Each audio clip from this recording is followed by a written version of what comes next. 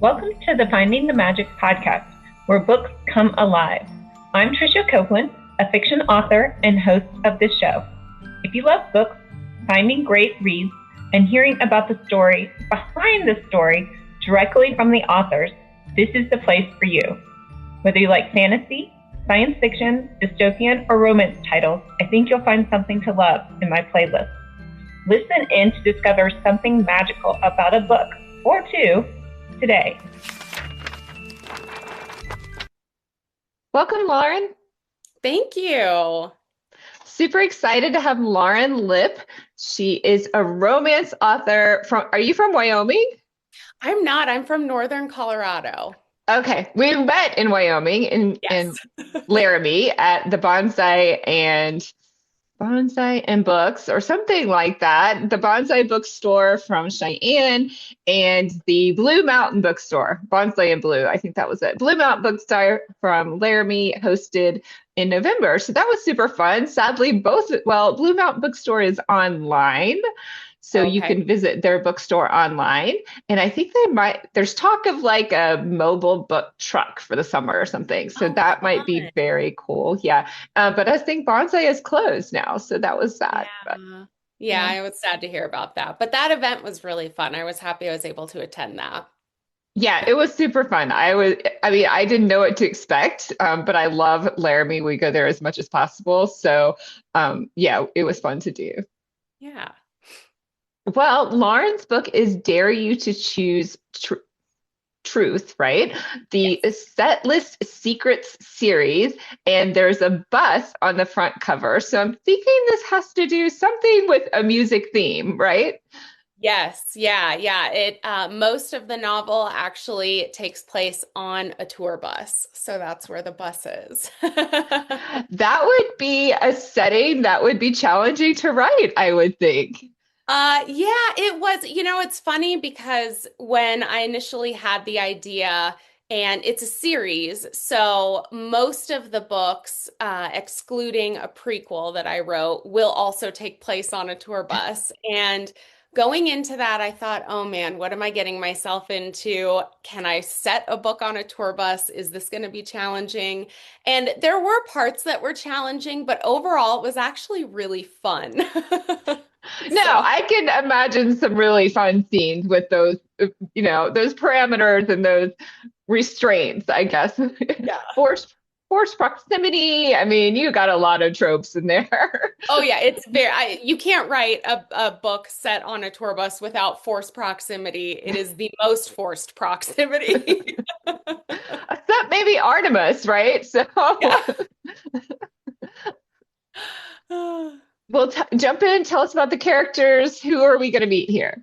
Yes, yeah. So the first book in the Setlist Secret series, Dare You to Choose Truth, follows a music journalist. Her name is Prudence. And at the beginning of the story, she has just recently come off of kind of a controversial story that she wrote and published that quite a few people are a little bit angry at her about. And so she's really nervous about her next assignment, but she gets assigned to go on tour with Nasher, which is a 90s grunge band. And this band was very popular at like the peak of grunge music in 1996. They broke up in the late 90s and nobody knows why they broke up. And the lead singer actually kind of went completely off grid. But then very recently, one of their songs went viral. And so they decided to get back together for a reunion tour. And so she gets assigned to go on this bus with them and kind of follow them around and report on the tour. But her boss mostly expects her to figure out why the band broke up in the late 90s. So she's a little bit nervous about this because of this previous story that she just published. And then when she gets on the bus, she meets one of the band managers, McAllister, who is recently discovered a secret about the band that he feels like he needs to keep hidden. And so having Prudence on the bus is a really big threat to that. And so they kind of butt heads a little bit. He really doesn't want her there, and she kind of has to be there. So chaos ensues from there. And okay, so make sure everybody's clear on this. It is an adult novel, and it does have adult scenes. So just so people know the content of the book, which can be fun, and that's awesome. What is the main character's name, first name? Prudence. Prudence. You said that, and I'm like, okay, my brain did a blip. So it's interesting that you put Prudence with truth. Yes. I like that. I'm a sucker for names that match and mean something. Oh, I love that. Yeah, it's funny because the main reason I actually picked that name for the main character initially was a nod to the Beatles song, Dear Prudence. And then the Dare You to Choose Truth title comes from, well, they get bored on the tour bus a lot. And so they do play Truth or Dare once in a while. So that's where that came from, but it synced up very nicely that was her name and that was the title. Fun, yeah. Like I always go back to like two truths and a lie game, right? Yes, yes. And what made you decide to set these romances like in a music world or music setting? Yeah, so maybe obvious from my background. I really love music, and if writing is my first passion, music is a very close second. And I'm actually not a musician at all. I just love music. My dad was a musician, so I grew up around music. My husband is a musician, and I just kind of grew this love for music and more specifically live music. So I love going to concerts and I love seeing bands and musicians perform live. And so I really wanted to put that love and that passion into a story. And Prudence is also not a musician. And I didn't base Prudence off of myself, but the one thing that the two of us share is that love for music. Even though we aren't musicians, we still have a big passion for it, listening to it and engaging with it. And so that was something I really, really wanted to put into this story and kind of, emphasize. And I guess it's technically considered a rock star romance, but it doesn't involve the rock stars in the romance necessarily. Throughout the series, it will be, but that was really important for me in the first book to kind of tell that story of, someone who really loves music, but maybe doesn't play music. I'm in that boat too. I mean, I was in the band in high school, but I just love listening to music and I'm not a very good musician. I'm not either. My dad people tried in that desperately, like when I was younger, to get me into. He tried to teach me to play drums and tried to get me to have an interest in playing the trumpet or the guitar or something. And it just was not my jam. I was like, I just want to listen to it. Well, it seems like with your husband and your dad being musicians, you also have a lot of scenes to draw from, maybe.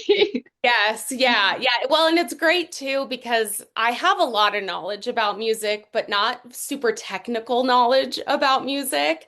But I have two great people to ask those questions to that are very readily available to me. What kind of speakers are they setting up here, and how big are those speakers?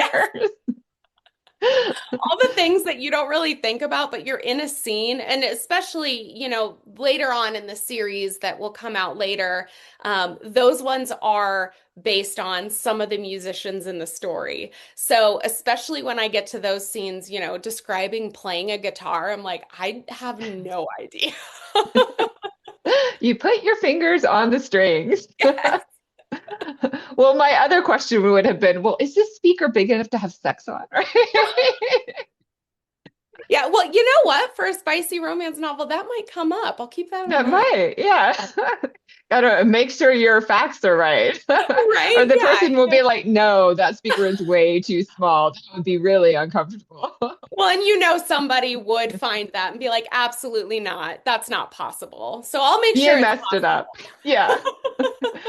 So that's interesting that you mentioned the romance or rock star romance trope, or is it trope or genre? I guess, yeah, because I guess is it rock star? Or is it just rock romance? I don't know. I think, So, yeah, as far as I know, it's like like the subgenre is rock star romance. But again, I have a hard time calling at least this first book a rock star romance. I would consider the subgenre more of music romance because that's really what the plot centers around, whether it's the rock stars or the musicians that are actually in the romance or the main character or not.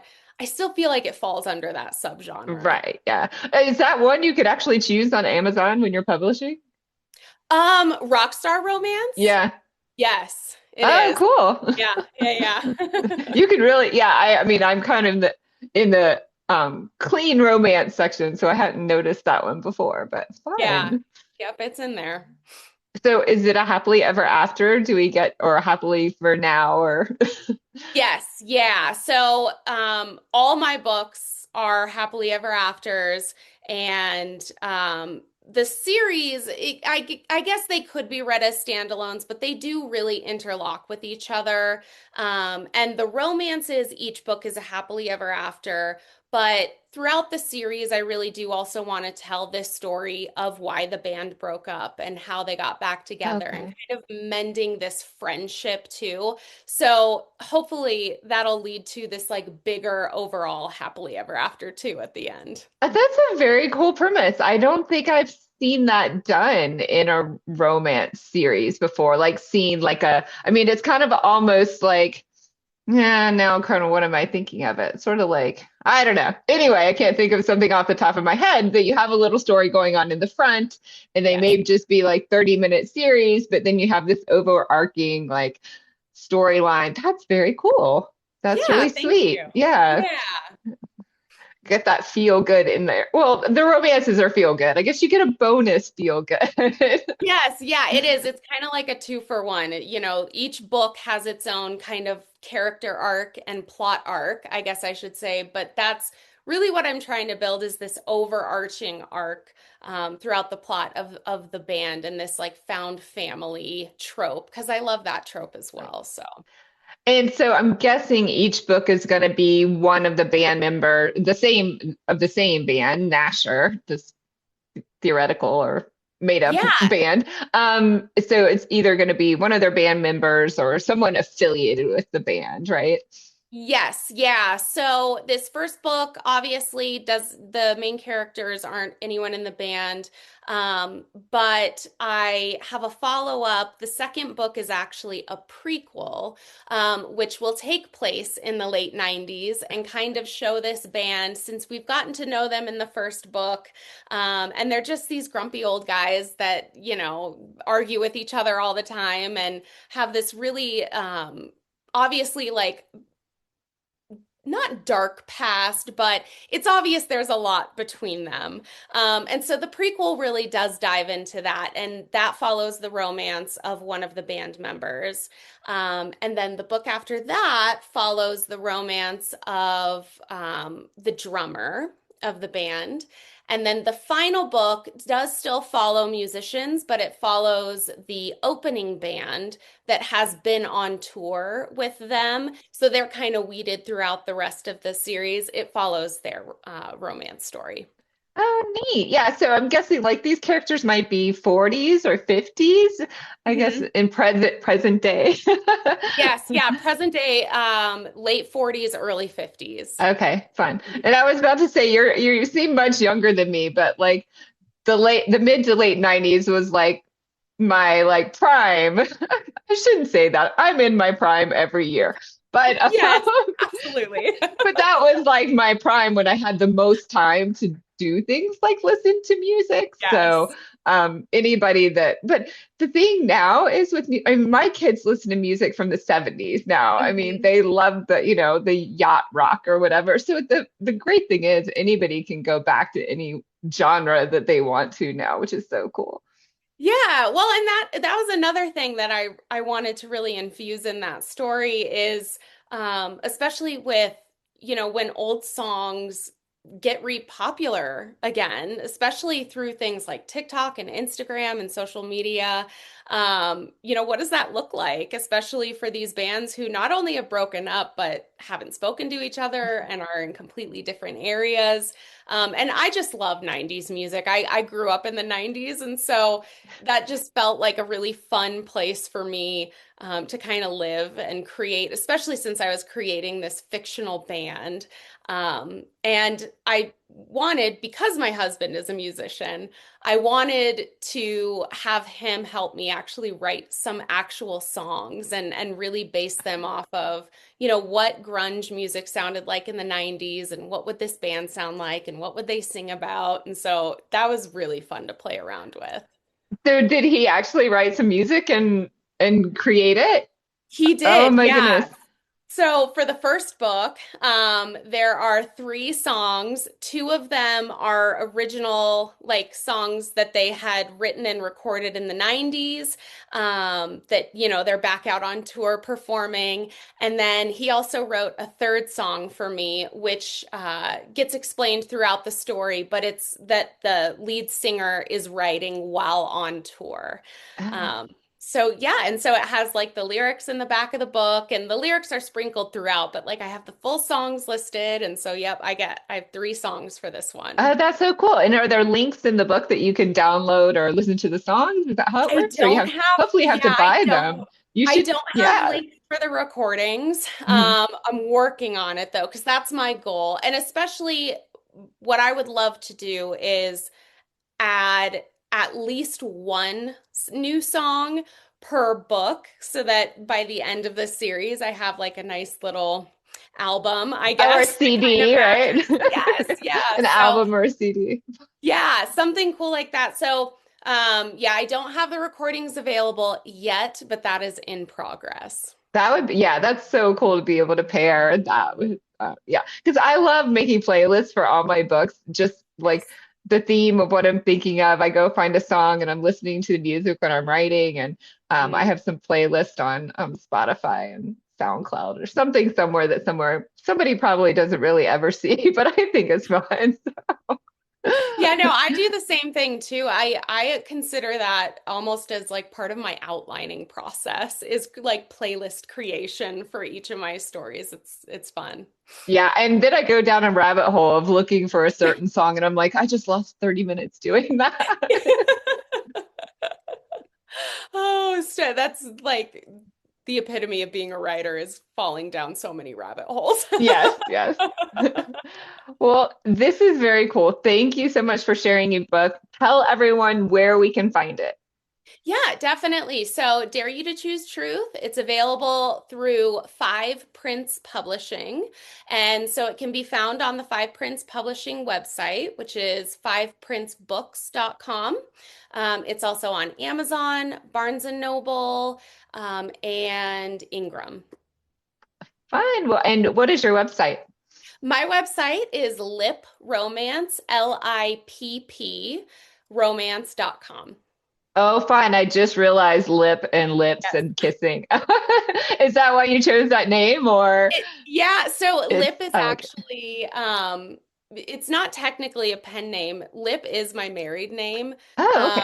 and it just lends It just itself fit. so well. Yeah, I was like, well, I'm a romance writer, of course. It was meant to be. It was It was. captured in, now I was about to say the stars, but in the music. It was meant to be in the Yes. music.